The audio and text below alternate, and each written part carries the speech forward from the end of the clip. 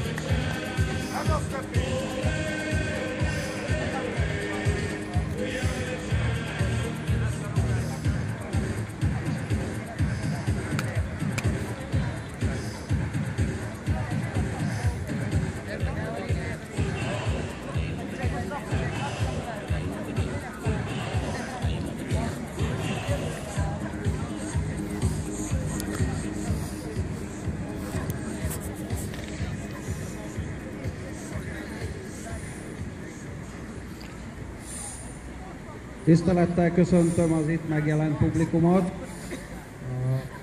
a hazai és vendég szurkolókat, sportbarát szakembereket. Engedjék meg, hogy elköszönjünk egy nagyon tiszta szív csapatembertől, Zila Zoltántól, aki sajnos egészségügyi okok miatt kénytelen abbahagyni a pályafutását, szögre akasztani a cipőjét.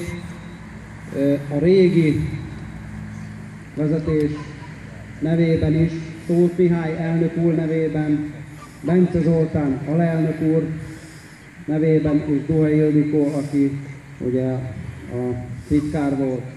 Az új vezetés Zuber Gyula elnök úr, Kicska László Tamás alelnök úr és Lengyel Zoltán titkár úr nevében.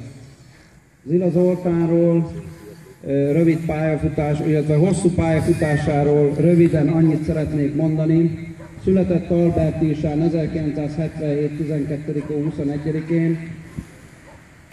Monoron kezdte a pályafutását 1995-ben, és 1996 őszétől már a felnőtt csapatot erősítette az MB3-ban.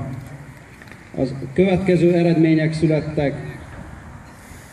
Az MB3-ban komoly eredményeket értek el. 2004-ben bajnoki címet, majd egy második és egy harmadik helyezést, és az MB1 B csapatában 3 évet töltött el kimagaslóan a Zila Zoltán. 2006-ban visszaigazolt a Pilis megyei másodosztályba, és 2007-ben mindjárt harmadik helyezést értünk el szereplésével, 2008-ban megyei első osztály bajnok, és 2012-ben harmadik helyezés a megyei első osztályban. Sajnos a sérülései kiújultak, és nem tudta a pályafutását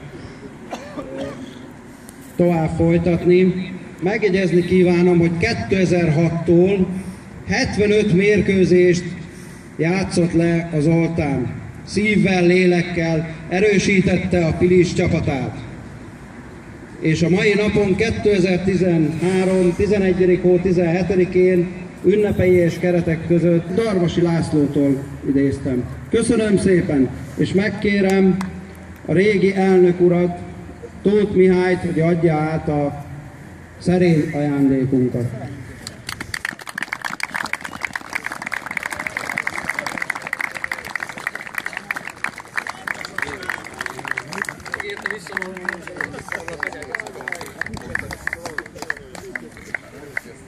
Felkérem jelenlegi elnök urat, Zuber Gyula elnök urat, hogy szintén adja át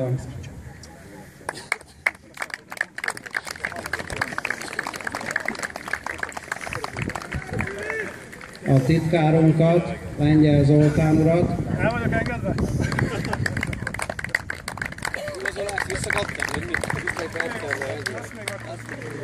És hát a csapatkapitány Kerepeszki Zoltán a szögre akasztott cipővel adja át az Zoltánnak. Innen is köszönjük, nagyon sok örömet szerez.